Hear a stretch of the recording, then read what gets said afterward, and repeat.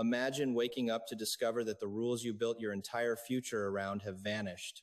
Overnight. No warning, no negotiation. Just a cold announcement from the very partner you trusted most. For Canada, this moment did not arrive with sirens or soldiers. It arrived with tariffs, press, conferences, and a blunt message that loyalty no longer guaranteed protection.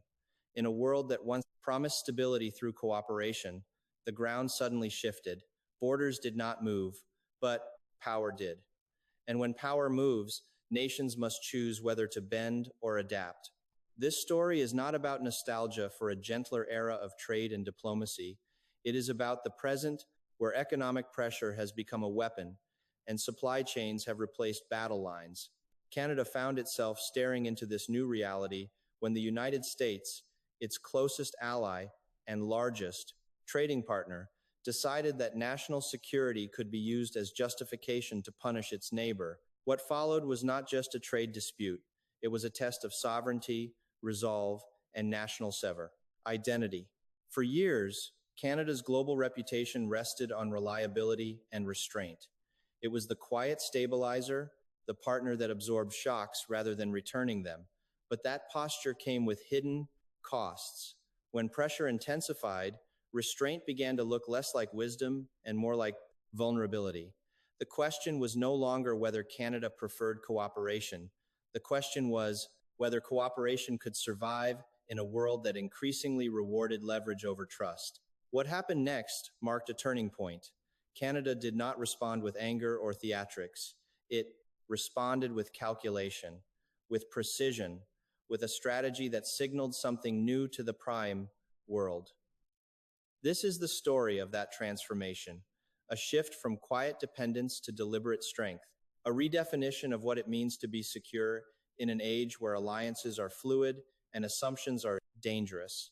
And it begins with the moment Canada decided it would no longer wait for permission to defend its future. Canada's response to American pressure did not emerge in isolation. It was shaped by a broader global environment that has grown sharper, faster, and far less forgiving. Around the world, governments are rediscovering an old truth. Economic power is political power. Control over resources, technology, and access to markets now determines influence as much as diplomacy ever did. In this environment, Canada's experience became a warning signal rather than an exception. For decades, Canada structured its economy around deep integration with the United States. The logic was simple and persuasive. Proximity reduced costs, shared institutions reduced risk, and mutual dependence was assumed to reduce the likelihood of coercion. That logic held until it did not. When tariffs were imposed under the banner of national security, the message was unmistakable. Integration without safeguards creates exposure.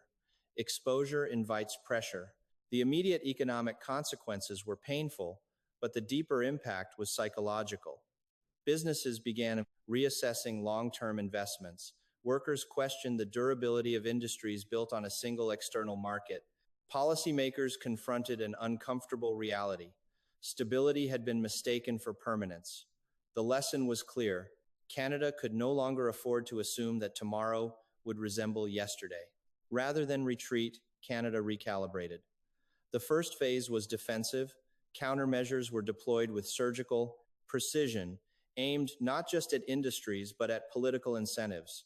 The objective was deterrence, not escalation, to demonstrate that pressure would be met with pressure, that actions would carry consequences. This approach signaled that Canada would no longer absorb shocks quietly in the hope that restraint would be rewarded. But retaliation alone was never the end goal.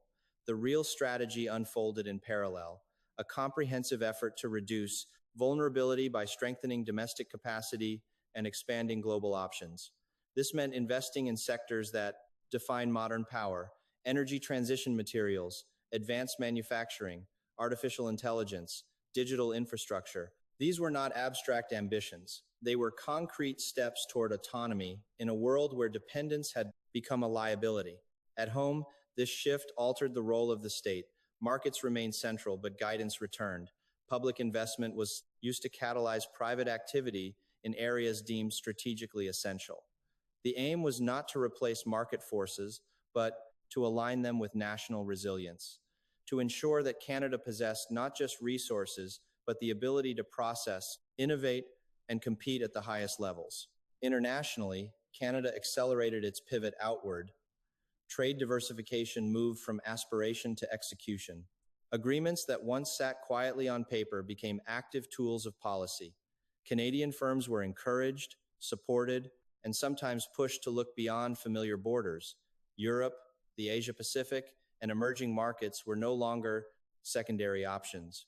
They became integral components of a deliberately balanced economic architecture. This transformation also reshaped Canada's diplomatic posture.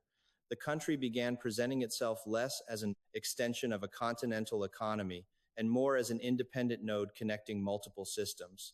This flexibility enhanced leverage.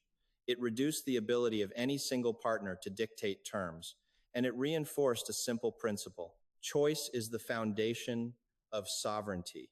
Public opinion evolved alongside policy.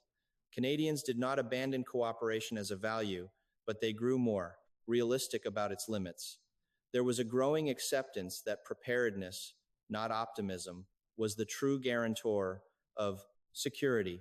This shift gave leaders the political space to pursue long-term strategies that prioritized resilience over convenience.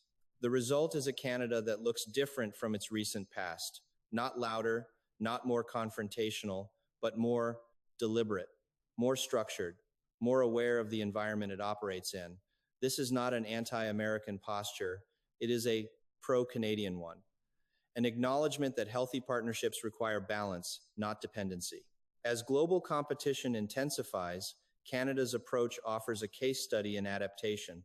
It demonstrates how middle powers can respond to pressure without abandoning principles, how they can defend interests without severing ties, and how sovereignty in the modern era is constructed through networks, capabilities, and options rather than declarations. The path ahead is not without risk. Building new supply chains demands patience. Competing in advanced sectors requires sustained commitment. Navigating relationships among larger powers calls for discipline and clarity, but the feign alternative is far riskier. A future defined by exposure and reaction rather than strategy. Canada has chosen its course. It has moved from assumption to preparation, from dependence to diversification, from quiet compliance to calculated strength.